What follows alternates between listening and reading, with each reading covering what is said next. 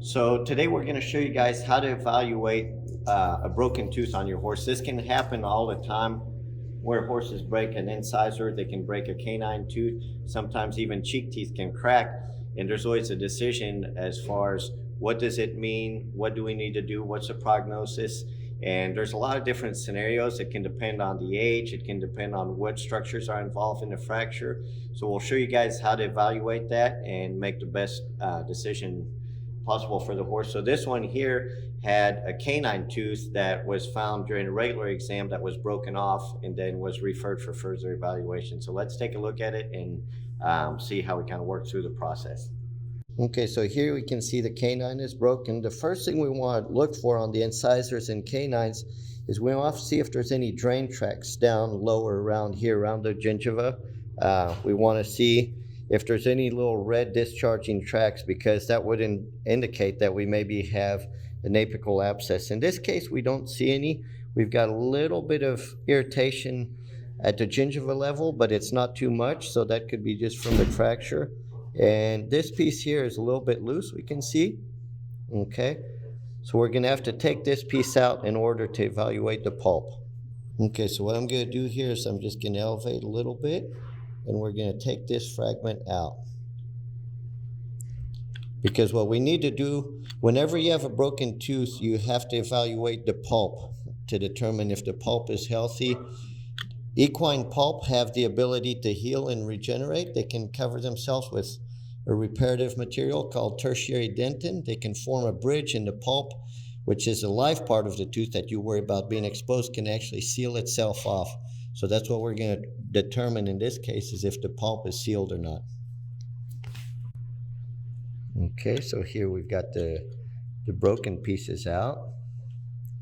And now we're going to show you guys how to evaluate the pulp more closely. Okay, now that we got that one piece out, if we look closer here, we can see there's another fragment here. So we're going to have to pull this piece out in order to see the pulp. Okay, so here we've got those pieces out, and we would be looking to evaluate the pulp. Can't really see much pulp here. You can see how it's bleeding. So I'm not seeing signs of an open pulp, which is good. If the pulp was open, then we would have to make a decision as far as how infected the pulp is, if the pulp is still alive. If it's still alive, what we can do is we can actually cap it with a cap. If the pulp is dead all the way to the apex, then you could potentially do a root canal. And if the apex is infected, then you would end up having to extract a tooth. So in this case, from what we can see up here, it looks good. We're just going to take a radiograph now to double check and make sure that the apical part of the tooth looks okay.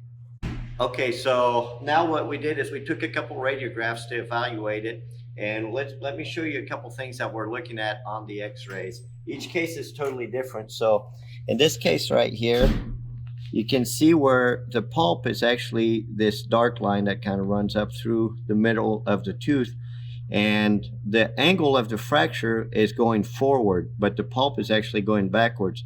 So you can see where actually when he fractured that tooth, he barely missed the pulp, and so that's why we couldn't see any of the evidence of an open pulp orally. And then on the radiograph, we can also see where the pulp was missed. And then the apical aspect of the pulp looks normal for a horse his age. We also took another view that we can show you here. And if you have any doubts, you can always compare side to side, and you can see how the two teeth look very symmetric.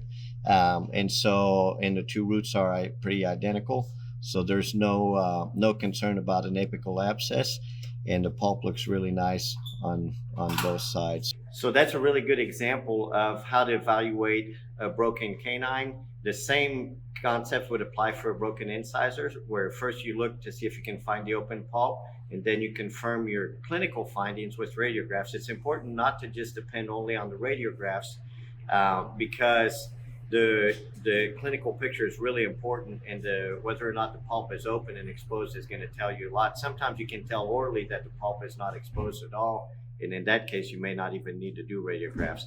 The same concept apply for the cheek teeth. It's just a little bit more complicated, and we'll have to show that at a different time.